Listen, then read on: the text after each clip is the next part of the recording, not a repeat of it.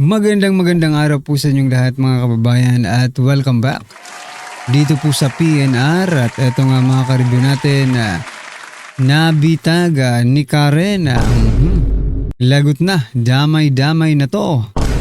Admin ni PBBM pinayagan na korupsyon. Yan mga kababayan, yan po ang ating pag-uusapan ngayong araw na ito. Pero bago po natin simulan yan, hindi ka pa po nakapag-subscribe sa ating munting channel, pa-subscribe naman po. Ayan, at eto na nga, simulan na po natin to.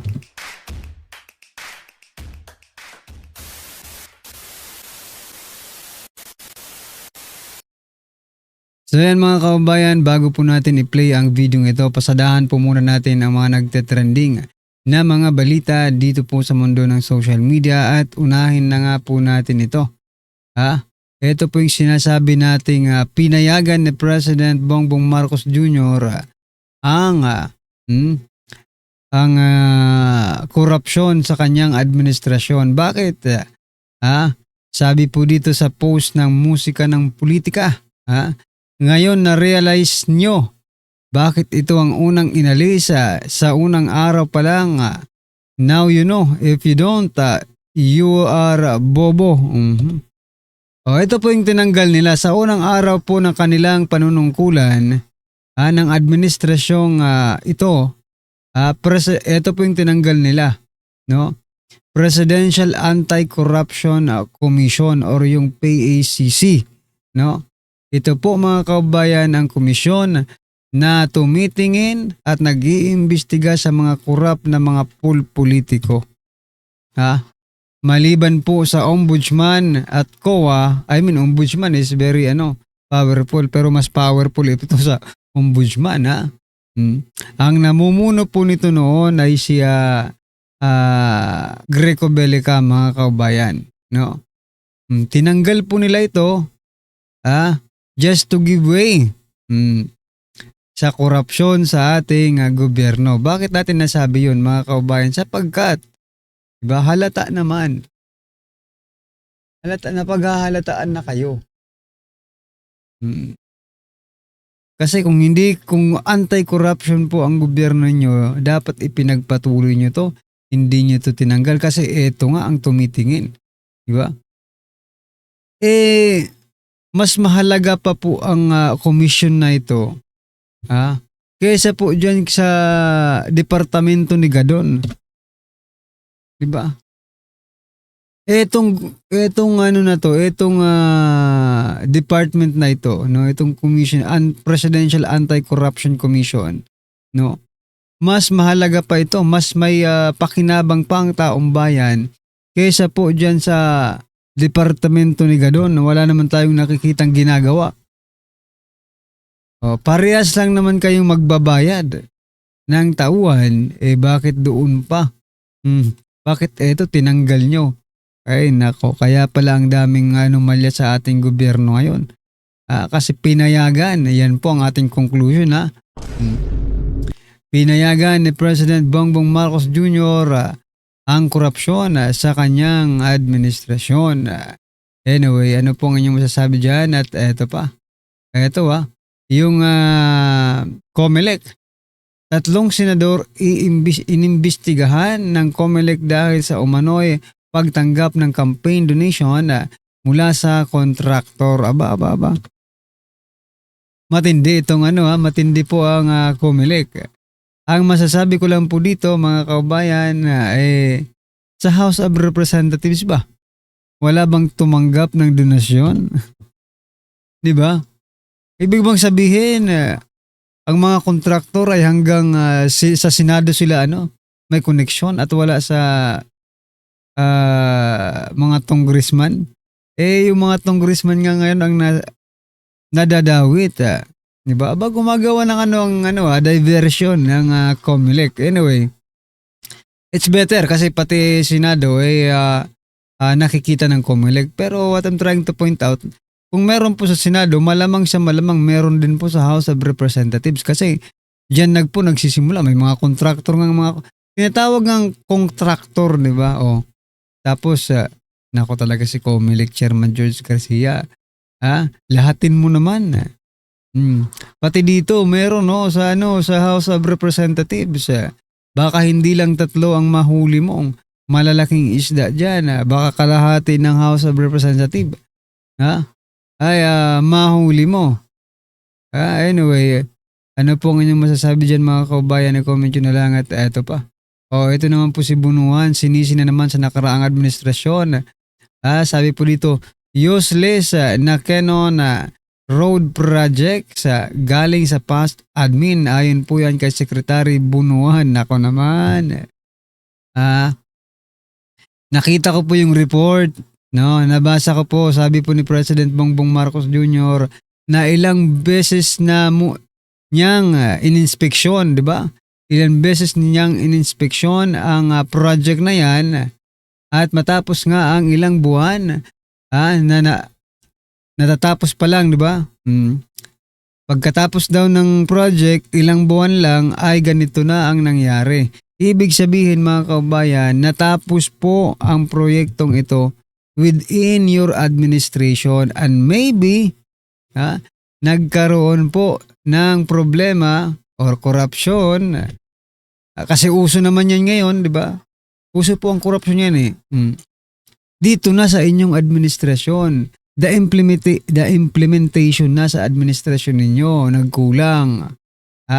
Dahil maybe lang dahil siguro yung contractor ay inisip na madali lang ito.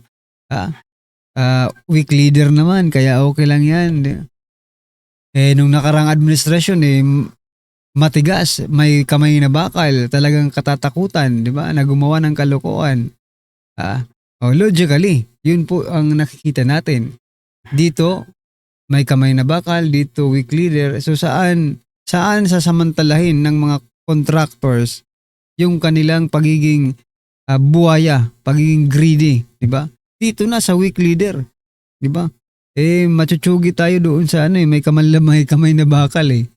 Kaya Secretary Bunuan, if you're trying, to convince the Filipino people na paniwalaan ka, na kasalanan yan ni former President Duterte, hindi po maniniwala ang taong bayan sa inyo. This is your administration, it is your responsibility. Take the responsibility. Huwag niyong ipasa sa iba. Kaya nasisira ang gobyerno ninyo eh. Nasisira po yung image ng government ninyo. Kasi puro kayo sisi, wala kayong solusyon na ibinibigay. The solution na ibinibigay ninyo sa nakarang administrasyon, sisi.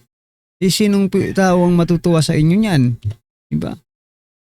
Tumigil na kayo. Magtrabaho kayo at ayusin nyo ang trabaho nyo. Yan lang ang masasabi ko, diba? Ito pa mga kababayan. Ito naman si Ridon. Mambabata sinarang ang zero budget sa flood control. Kawawa ang tao. Kasi kapag siniro ang flood controls next year, kawawa yung mga nasa kailugan po natin. Kawawa po yung mga danger zone natin. That is the practical impact. Bakit ngayon? Trilyon ang pondo. Hindi ba sila naging danger? Hindi ba sila nalagay sa panganib? Redon, huwag mo nga kaming pinaglololoko. Ngayon nga na trilyon sang pondo, mas lalong nalagay sa panganib ang buhay ng ating mga kababayan. Di ba? Gusto nyo lang makaisa no? It is not a valid reason. Ridon, siguro ko mas maigi nga nawala munang flood control budget, no? At managot muna yung mga dapat managot sa flood control project para next year, kung popondohan man itong flood control project, yung mga kukuha ng kontrata sa ating gobyerno ay magdadalawang isip na gumawa ulit ng kalokohan dahil this year, magbibigay po tayo ng mga sample na pwedeng makulong. kumpiskahin ang mga ari-arian. Yan, di ba? Sabi ni Senator Rodante Marcoleta. Dapat yan. Unahin nyo muna na mayroon po kayong maipakitang example sa kanila dito sa mga contractors nito para hindi na maulit. O, tigil muna yung flood control budget na yan. Next year, pwede naman mag-budget ulit. Tigil muna ngayon. Ipakita muna natin dito sa mga contractor na ito na seryoso po ang taong bayan. No? Dahil pera natin yan. Nako po. Anyway, ano po ang inyong masasabi dyan mga kabayan? I-comment nyo na lang. At eto, eto si Bunuan mukhang at last po natin pag-uusapan to bago natin i-play yung video, no? Parang nauntog si Bunuan sa sa pader at hindi na naaalala kung anong mga nangyayari. DPWH nagtataka kung paano nakalusot ang ghost project sa flood control. May pirma ka? Tanong ko lang, pumipirma ba ang DPWH secretary sa mga kontratang yan? Pumipirma ba ang Department of Public Works and Highways sa mga transaction dyan? Yung mga district engineers, pumipirma ba? Diyan ka magsimula. Huwag kang magtaka. Pag sinabi mo kasi, nakakapagtaka naman. Bakit ganito ang nangyayari? Parang wala kang alam. Diba? Pag ganyan po ang response mo, pag ganyan po yung reaction mo, nakakapagtaka kung paano nakalusot. You are a department head.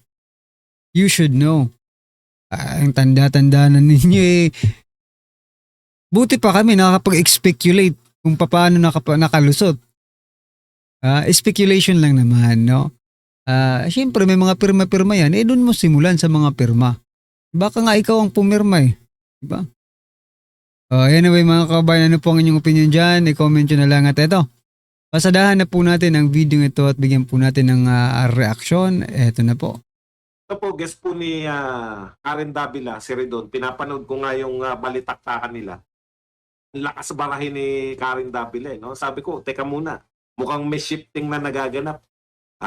Mukhang yung stance po ng mga media nagbabago na po dito. No? Hindi na rin maatim ng mga amo nilang oligarko na matuloy. Kumbaga, nakita na po nila na walang patutunguhan yung patuloy nila. Ganito po kasi yung, di ba, gusto nila lahat mapabagsak muna yung mga Duterte. Pero dahil wala na pong chance na mapabagsak nila yung mga Duterte, yun na po ang laban nila. No? Yung sila na yung pumorma, nakalaban ng Duterte pagdating sa 2028. Siyempre, yung sinasabi ko po kasama tong media. Or, pwede rin naman na gustong magpabango, no? Na talagang anti-corruption na yung stance ni BBM, supportive sila sa anti-corruption stance. Hindi natin matatensya Depende sa tutunguhin. Pero tiyak na ko na itong mga dilawan, umuporma na po to. Basta ngayon, ang pormahan nila, anti-corruption sila. Okay. Paano po yan? Paano po naging, ano po yung mga sinabi ni Karen Davila? Una, tinanong niya, bakit kayong mag-iimbestiga? Kayo nga involved, di ba? Mga congressman, pilit na pilit po. Kaya dapat talaga hindi po pwedeng sila mag-imbestiga.